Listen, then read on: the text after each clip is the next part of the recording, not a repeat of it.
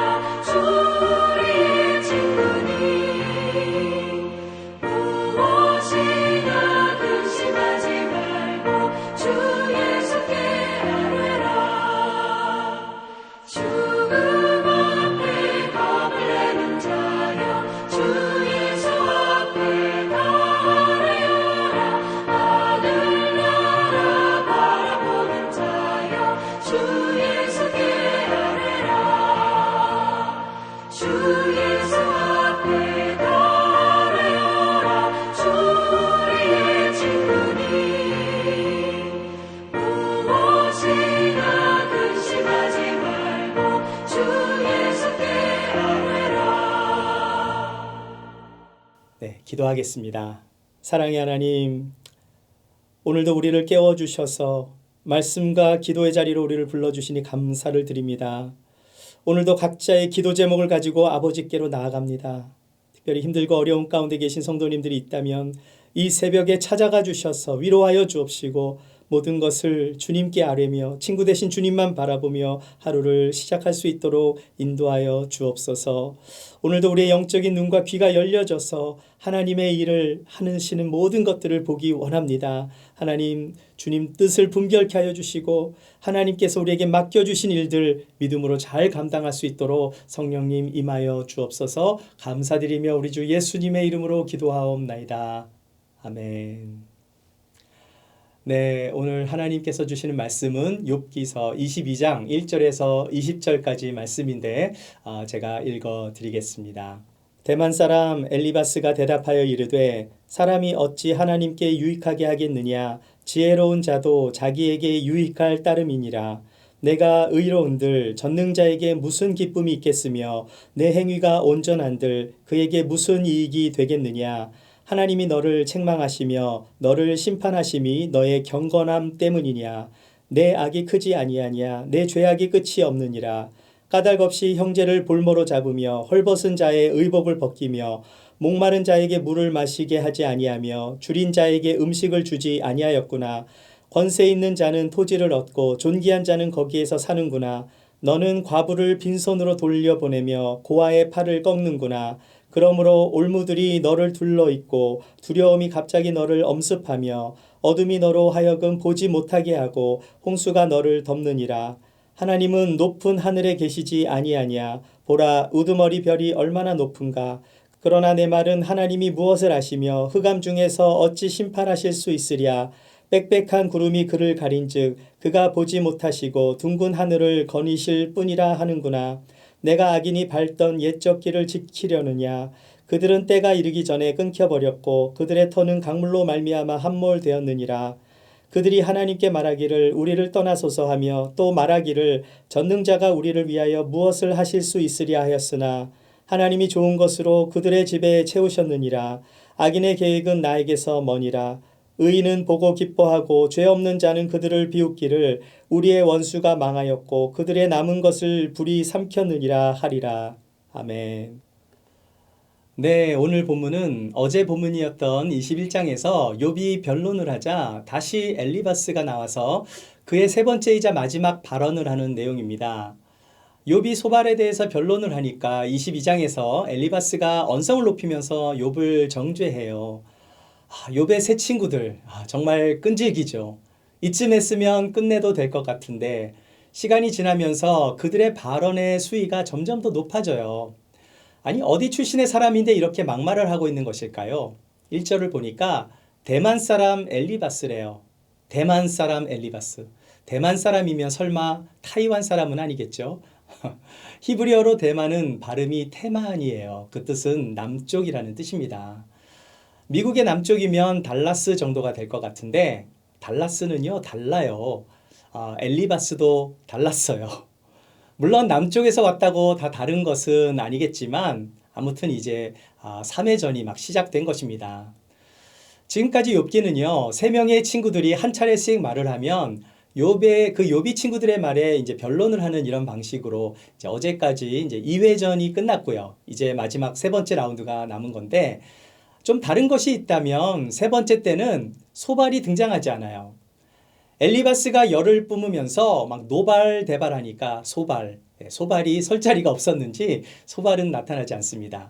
물론 나중에 이제 32장으로 가면 엘리후라는 또 이상한 친구가 나타나서 욥과 한바탕 논쟁을 벌이는데 아무튼 지금까지 본 욥의 스토리를 세 글자로 표현한다면 말이에요. 말이 너무나 많습니다. 사람이 말을 많이 하다 보면 실수를 하게 마련이죠. 욥을 위로하기 위해서 온 친구들이 말을 너무 많이 하다가 이제 말싸움이 났고요. 서로 논쟁을 벌이면서 위로는커녕 오히려 욥을 괴롭히며 욥의 마음에 비수를 꼽고 있는 것입니다. 왜 이런 현상이 계속해서 반복되고 있는 것일까요? 네, 그것은 관점의 차이 때문이에요. 여러분이 만약 어떤 사람과 논쟁을 벌였는데 밤을 새서 이야기를 해도 말이 안 통한다면 어떡하시겠습니까? 굉장히 답답할 거 아니에요. 저는 성경을 가지고 싸우는 분들을 본 적이 있어요. 성경을 가지고 막 내가 옳다고 서로 성경을 내밀면서 논쟁을 벌이는 거죠. 네, 그런데 성경에는 화목하라는 말은 있지만 논쟁하라는 말은 없거든요. 만약 성경을 가지고 서로 논쟁을 벌인다면 그건 정말 말이 안 되는 거죠. 자, 그런데 지금 정말 말이 안 되는 그런 상황을 욥의 세 친구들이 벌이고 있는 것입니다. 왜 그런 것일까요? 관점이 달랐기 때문입니다. 욥이 보는 것과 친구들이 보는 그 관점이 서로 달랐어요. 욥이 원하는 것은 고난의 이유를 찾으려고 하는 것이 아니라 고난을 이길 위로가 필요했던 것인데 친구들은 계속 욥에게 나타난 이유를 어떤 고난의 이유를 자꾸만 찾아보려고 애를 쓰고 있는 거죠. 자기들의 경험과 지식으로 볼 때 아무리 봐도 지금 욥이 당하고 있는 이 엄청난 고난은 욥이 하나님께 죄를 범했기 때문이다라고 굳게 믿었던 거예요. 자, 그러니까 그 친구들의 믿음은 어떤 믿음입니까? 자기들이 믿고 싶은 것만 믿는 아주 이상한 믿음이 되었던 거죠. 여러분, 믿음이라고 해서 다 좋은 것이 아닐 수 있어요. 너무 믿음이 좋은 것이 오히려 사람을 더 힘들게 할 수 있는 것입니다. 그 믿음이 성경적인 믿음이 아니라 자기가 믿고 싶은 것만 고집을 부리면서 철석같이 믿게 되면 정말 사람을 더 힘들게 만들 수 있는 거예요. 지금 욥에게 가장 필요한 것은 위로인데 이 남쪽에서 온 엘리바스가 집에 가지도 않고 계속 상처만 주는 말을 하는 거죠. 2절과 3절 말씀을 보십시오. 사람이 어찌 하나님께 유익하게 하겠느냐? 지혜로운 자도 자기에게 유익할 따름이니라. 내가 의로운들 전능자에게 무슨 기쁨이 있겠으며 내 행위가 온전한들 그에게 무슨 이익이 되겠느냐.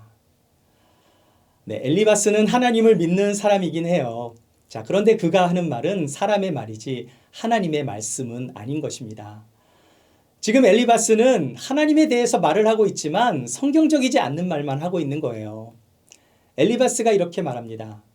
사람의 행동은 하나님께 전혀 유익이 되지 않는다고 못을 박아요. 뿐만 아니라 지혜로운 자도 그것이 하나님께 유익이 되는 것이 아니라 그러한 지혜는 그저 사람에게만 유익하다라는 거죠.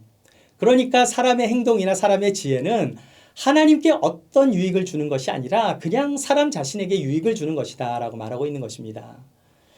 뿐만 아니라 욥이 스스로를 아무리 의롭다고 말해도 그것이 전능자에게 무슨 기쁨이 되겠느냐는 거죠.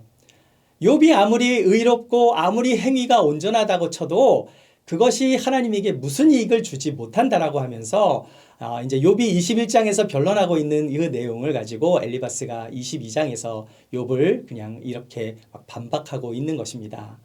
자, 요약하면 엘리바스의 말은 사람이 무엇을 하든지 하나님과 아무런 관계가 없다라는 거예요. 하나님에게 어떤 영향도 주지 못한다라는 말인데 정말 그런 것일까요?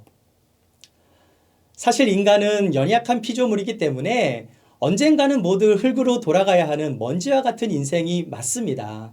자, 그런데 하나님은 사랑의 하나님, 은혜의 하나님이시기 때문에 우리의 작은 몸짓, 작은 신음에도 반응을 하시는 하나님이세요. 엘리바스가 생각하는 것처럼 사람이 하나님에게 영향을 미칠 수 없다라는 말은 완전히 틀린 말인 것입니다. 사실 엘리바스처럼 생각하는 신학이 영국에도 있었어요. 네, 그것을 디에즘이라고 하는데 한국말로 하면은 이신론이라고 말해요. 자, 이것은 17세기 말과 18세기 초 그 계몽주의 시대에 등장한 신학론입니다. 계몽주의가 들어오면서 이제 사람들은 이성적으로 생각했고요. 또 합리적인 시대가 찾아오면서 이 디에즘이 생긴 건데, 자, 이것은 신이 인간을 창조한 뒤에는 직접 인간의 세계에 간섭하지 않는다라고 본 거예요. 자, 그러니까 하나님이 우주를 창조하신 후에는 이 세상이 신의 직접적인 영향력이 없어도 스스로 알아서 작동한다고 보았던 거죠. 뭐 예를 들면 태양이 뜨고 지는 것이나 뭐 계절이 바뀌는 것은 신의 능력이 아니라 어떤 운동의 법칙에 의해서 계속 발생하는 것으로 보았던 것입니다. 이 신론은 하나님이 계시긴 하지만 우리와 가까이 계신 하나님이 아니라 아주 멀리 계신 하나님이에요. 이론적으로는 하나님이 계신 것은 맞는데 실제적으로는 우리의 삶과는 전혀 관계가 없는 것, 이것이 바로 디에즘인 것입니다. 지금 엘리바스가 그 이야기를 하고 있는 거예요. 욥, 네가 아무리 의인인 척하고 아무리 하나님을 잘 믿고 열심히 살아봐야 하나님과는 아무런 상관이 없어. 네가 그렇게 의롭게 살아도 하나님께 아무런 영향을 미칠 수 없어. 너는 그냥 그런 존재야. 그냥 흙으로 돌아가고 마는 먼지에 불과해. 뭐 이렇게 말을 하고 있는 거예요. 그런데 정말 그런 것일까요? 우리가 살아가는 것이 정말 하나님께 아무런 영향을 미치지 못하는 것입니까? 자, 그렇다면 우리는 왜 새벽에 예배를 드리고 있는 거죠? 잠을 자야지. 우리가 사는 것이 하나님과 아무 상관이 없다면 하나님께 예배를 드릴 필요도 없는 거잖아요. 우리가 하나님의 말씀을 가까이 하고 하나님께 기도하고 하나님께 예배를 드리고 하는 이 모든 것이 왜 하나님과 아무 상관이 없는 것이겠습니까? 하나님은 우리의 아버지신데요. 하나님은 지금도 우리와 함께 하시길 원하시고 우리의 머리털까지 세신 바 되시고 우리를 가장 잘 아시고 우리와 동행하기를 원하시는 친밀하신 하나님, 아버지세요. 아버지는 자녀의 모든 것에 관심을 갖는 것입니다. 그리고 아버지의 뜻대로 살려고 하는 자녀들의 삶을 절대로 외면하지 않으십니다. 그런데 엘리바스는 자기가 생각하는 하나님만을 이야기하고 있는 거죠. 그런 하나님을 팔아가면서까지 하며 욥을 정죄하고 있는 거죠. 자, 그래서 4절과 5절을 보십시오. 하나님이 너를 책망하시며 너를 신문하심이 너의 경건함 때문이냐? 내 악이 크지 아니하냐? 내 죄악이 끝이 없느니라. 엘리바스는 지금 욥이 당하고 있는 고통을 하나님이 신문하시는 것으로 말하고 있는 거죠. 그러면서 하나님이 너를 책망하시고 신문하시는 것이 너의 경건함 때문이냐 막 비아냥거립니다. 그래, 네가 그렇게 경건하다고 치자. 만약 네 말이 정말 맞다면 하나님이 너를 치셔서 너를 신문하고 계시는데 그 이유가 너의 경건함 때문이겠구나. 막 이렇게 조롱하면서 욥을 비웃고 있는 것입니다. 여러분, 저는 지금 이 엘리바스가 자기가 무슨 말을 하고 있는지도 모르면서 하고 있다라고 생각해요. 왜냐? 네, 이것은 마치 예수님을 십자가에 못 박은 로마 병사들, 그들이 조롱하는 말로 예수님을 괴롭혔던 것과 너무나 비슷한 상황이잖아요. 자, 그러면서 엘리바스가 진짜 하고 싶었던 말이 바로 5절 말씀이에요. 내 악이 크지 아니하냐. 네 죄악이 끝이 없느니라.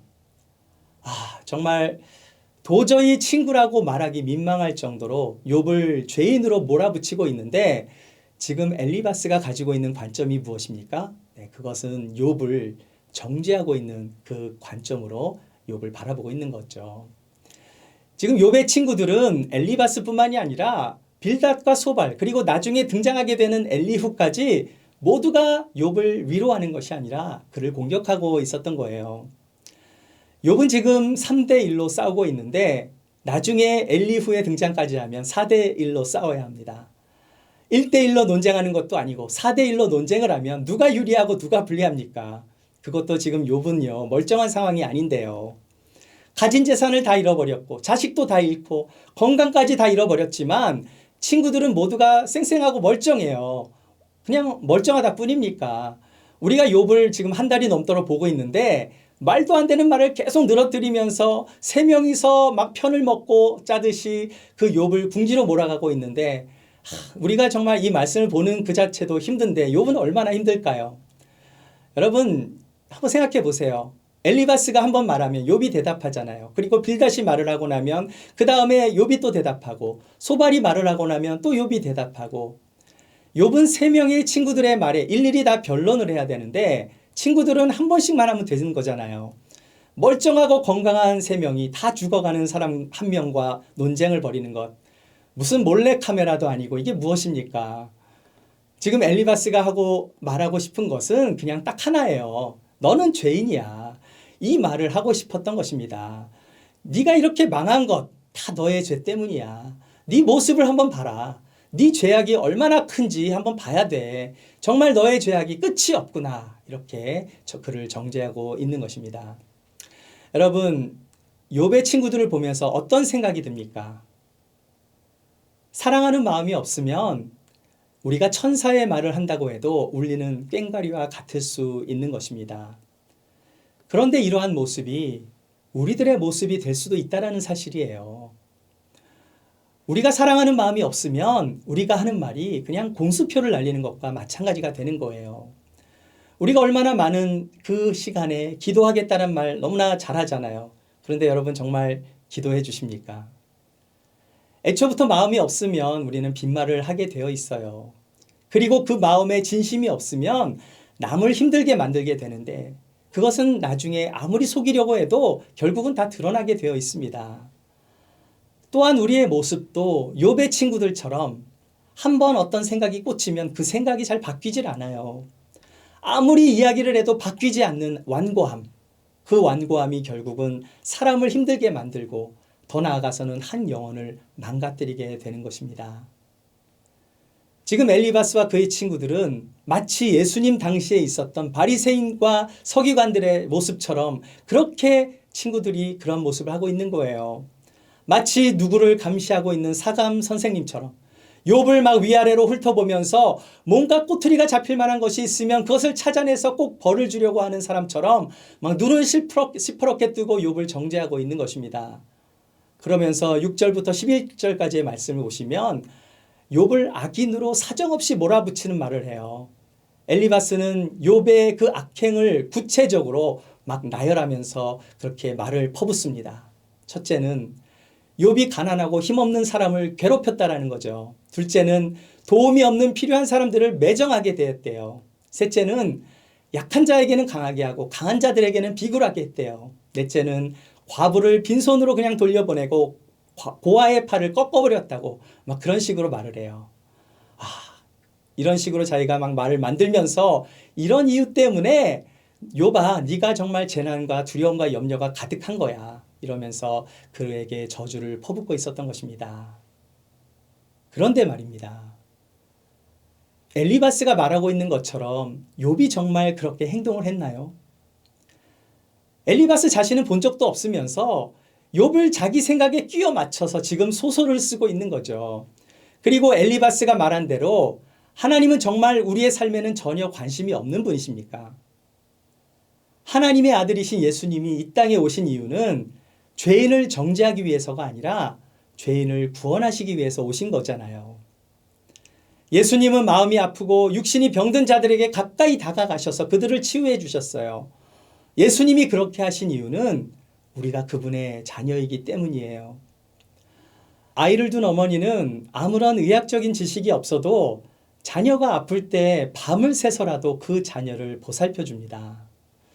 네, 저도 어릴 때 배가 아파서 어머니에게 다가가면 어머니가 배에 손을 얹고 엄마 손은 약손, 네 배는 똥배 막 그러시면서 배를 쓰다듬어 주시면 진짜 신기하게요.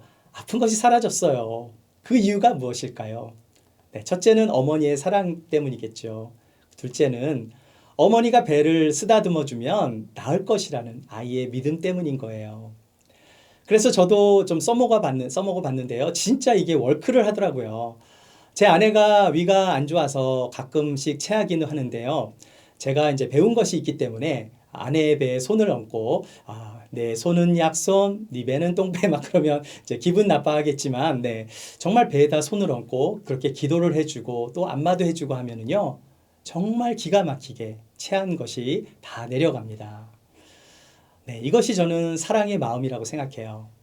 자식이 아프면 또 배우자가 아프면 어떻게 해서든지 낫게 하려고 정말 기도하고 싶은 마음. 그러한 마음으로 사랑의 마음으로 기도를 하면은요. 진짜로 낫는 역사가 임하는 것입니다. 그런데 그러한 사랑으로 가득하신 분이 누구세요? 바로 예수님이신 거죠. 우리가 살아가면서 상처 없이 살아가는 사람이 누가 있겠습니까? 문제가 없는 사람이 누가 있나요? 모두 두려움이 있고 상처가 있고 완전하지 못한 사람들끼리 모인 것이 바로 우리들의 모습 아닙니까? 그럴 때마다 우리는 기억해야 하는 거예요. 우리가 너무나 연약하고 부족하기 때문에 그러한 우리를 위해서 예수님이 이 땅에 오셨다는 사실이에요. 이렇게 고민하고 아파하고 가슴을 움켜잡고 눈물을 흘리는 나를 위해서 예수님께서 오신 것입니다. 지금 욥이 멀쩡합니까? 아니면 친구들이 멀쩡합니까? 욥의 친구들이 육신적으로는 건강할지 모르지만 그들은 진짜 하나님을 알지 못하는 사람들이에요. 왜 욥은 아무 이유 없이 고난을 받고만 있어야 하나요? 그런데 만일 욥이 아무런 고난을 받지 않았더라면 욥 역시 그가 알 수 있는 하나님은 의인을 위한 하나님으로밖에는 이해하지 못했을 거예요. 그런데 욥이 고난을 받고 나니까 나중에 깨닫는 거죠. 나와 함께 하시는 하나님, 내가 어떠한 상황 속에 처해 있다 할지라도 나를 버리시지 않는 하나님, 그 하나님을 욥이 만나게 될 것입니다. 사랑하는 여러분, 여러분에게 있어서 하나님은 어떤 하나님이십니까? 하나님은 우리가 아직 죄인 되었을 때 그리스도께서 우리를 위하여 죽으심으로 우리에게 대한 자신의 사랑을 확증하신 하나님이시라고 말씀하고 있어요. 믿으십니까? 여러분의 삶에 궁핍이 있으십니까? 사는 것이 너무나 힘들고 부족하다고 느끼십니까? 너무나 마음이 아프고 누구에게나 말할 수도 없는 그러한 고통 가운데 계십니까? 그렇다면 여러분은 복이 있는 사람이에요. 예수님의 사랑을 더 깊이 체험할 수 있는 시간이기 때문입니다. 주님의 사랑은 어제나 오늘이나 항상 동일하지만 내가 연약하고 내가 부족할 때 그 주님의 은혜와 사랑이 나의 삶에서 더욱 풍성하게 경험이 될 줄 믿습니다. 오늘 이 새벽에 다시 한번 나를 붙잡아 주시고 나와 동행하시는 주님을 더 깊이 경험하시며 어떠한 상황 속에서도 어떠한 어려움 속에서도 감사와 기쁨을 잃어버리지 않으시는 저와 여러분이 되시기를 주님의 이름으로 축원합니다. 기도하겠습니다. 사랑의 하나님, 우리는 연약합니다. 우리는 부족합니다. 넘어지기도 잘합니다. 그러한 우리를 너무나 잘 아시는 하나님이시기에 하나님 앞에 오늘도 감사함으로 나아갑니다. 하나님, 정말 오늘도 기도하며 살아계신 하나님을 만나기 원합니다. 주님의 음성을 듣기를 원합니다. 우리의 마음을 더 깊이 알게 하여 주시고 정말 나와 동행하시는 그 주님과 영적인 교제를 나누기 원합니다. 하나님, 특별히 고통 가운데 계신 성도님들 하나님 긍휼히 여겨 주시옵소서. 그들의 마음을 위로하여 주시고 이 새벽에 찾아가 주셔서 그들을 만져주시고 날마다의 삶 속에서 믿음과 소망과 사랑으로 살아갈 수 있도록 하나님 역사하여 주시옵소서. 하나님, 우리가 이렇게 어려운 가운데서도 주님을 바라볼 수 있는 것은 하나님이 함께 하심을 고백합니다. 하나님, 오늘 이 새벽에 우리의 영혼을 만져주셔서 소생케 하여 주시고 위로하여 주시고 함께하여 주셔서 나와 동행하시는 하나님으로 인하여 오늘도 감사함으로 주님 앞에 나아가는 주의 자녀들이 될 수 있도록 축복하여 주옵소서. 감사드리며 우리 주 예수님의 이름으로 기도하옵나이다. 아멘. 네, 이제 각자의 자리에 가셔서 기도하시며 주님의 음성을 들으십시오.